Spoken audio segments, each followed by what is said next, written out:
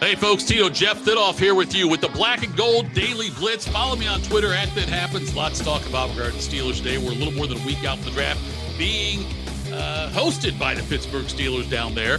So, over there for me. I don't know where you're at. Anyway, out there in Pittsburgh. That's where it'll be, the NFL draft. So, lots to talk about today, though. So, I do want to spend some time, and I know it is easy to follow me on Twitter at That Happens, by the way. I know it's easy to focus on the quarterback situation, and I think it's right to do that.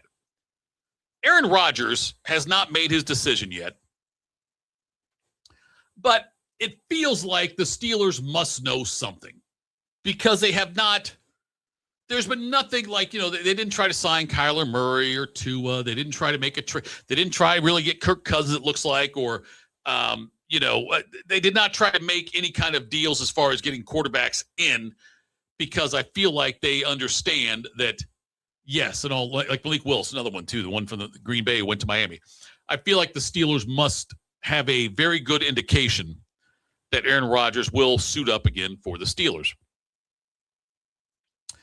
It's not a deep quarterback class. The quarterback class is maybe one. Mendoza. Who knows about Ty Simpson? Garrett Nussmeyer's and those, all kinds of guys in the class, Drew Aller, that you may want to look at and say, oh, wow, that guy's got, maybe some potential there. But I don't want the Steelers to spend a first-round pick on Ty Simpson. He has such limited experience starting-wise. And that's the problem. When you look at some of these quarterbacks in recent memory, we talked about this before, but all the guys like Anthony Richardson with the Colts, Mitchell Trubisky, Trey Lance. You get guys who don't have big-time college football starting experience, and a lot of the times it doesn't work out. Now, Cam Newton worked out for a while, but he also had some experience starting major games at a lower level, but still, he had one season of starting experience with Auburn. But it's hard to – I think the Steelers are probably cautious enough to not want to grab somebody with an early pick, which is why I think they're out of the Ty Simpson sweepstakes. Maybe they'll grab a quarterback in the third or fourth round. We'll see. But it's difficult for me when I look at this Steelers team. Let's do it this way. Looking at the Steelers franchise. And look, Roethlisberger was done in 2021. It's been a while. Like, there's been not a lot of years. It's like, oh, yeah, I feel good about the Steelers QB situation. 2022, you had Kenny Pickett and Mitch Trubisky starting there. Pickett had 12 starts, Trubisky 5. 2023, you had Pickett, Mason Rudolph, and Trubisky starting there. 2024, you had Russell Wilson and Justin Fields. I liked Justin Fields. I thought it was great. And then Fields started 6, Russell Wilson 11. And then last year had Rodgers and Rudolph. Rodgers starting 16 of them, Rudolph the 1. And then obviously in the playoffs, look, you've got obviously Rudolph, Wilson, Rodgers the last 3 years started playoff games, which is where the Steelers are at as far as like, okay, we made it to the playoffs. Is that a good season?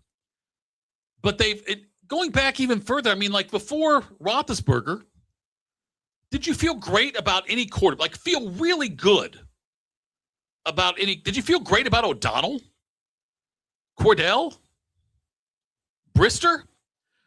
Roethlisberger started 247 games for the Steelers in the regular season. Bradshaw, 158. No one else more than 100 before that. And so, although I liked Stewart, I liked Cordell Stewart, I liked his upside. I did. Electric. Did I feel great every week? No. O'Donnell the same way. I know O'Donnell took him to a Super Bowl. Did you ever feel great about Neil O'Donnell as your starting quarterback? It was great for the Steelers when the Jets overpaid for O'Donnell. Go back and watch Moneyball. It's like the similarity when Johnny Damon went to the Red Sox or, from the A's and how, Peter Brenner, I don't get the name right there. Anyway, the guy in Moneyball, Jonah, the Jonah Hill character, said, I think getting Johnny Damon off your payroll is good for the team. I felt the same way about O'Donnell. Bubby Brister, Tommy Maddox, Mike Tomczak. I mean, how many guys have you had on this team to start at quarterback not named Roethlisberger or Bradshaw, that you felt like, oh, this is a good situation. Rodgers had the most, I guess, cred coming in, street cred. There we go. That's my urban side coming out. But Rodgers had the most street cred.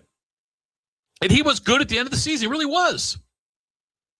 But you look at the age, it's like, I haven't felt good about a Steelers quarterback since Roethlisberger. Like, yep, I like what we got there. I like where the Steelers are headed. I'm confident in what the Steelers have.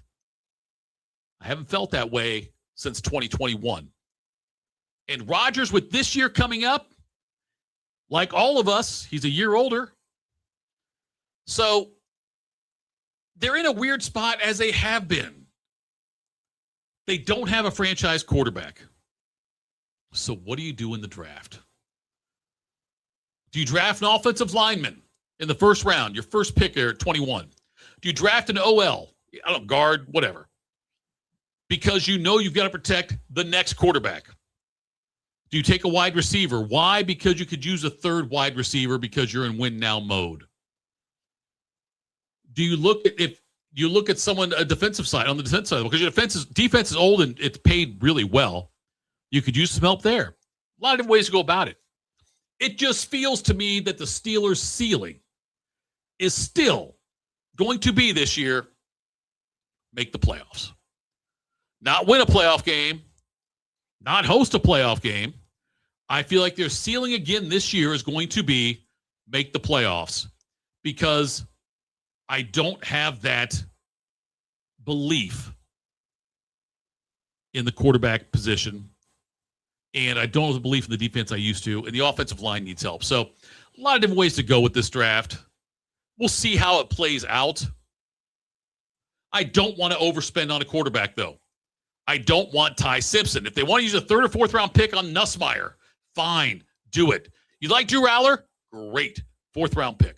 Do not chase a quarterback this year. Aaron Rodgers is your best option this year. You must feel like you're going to get him because you have made no other moves to suggest otherwise. Keep an eye on it, though. Like I said, we're about a week out. The Steelers are hosting. I don't see them moving up. I don't see them acquiring more picks. They do have some. They do have an abundance of picks just from different trades they made. The Pickens trade being one of them, and also some compensatory picks. But I don't see any big moves for the Steelers. But what's probably going to happen is it happens every year anymore.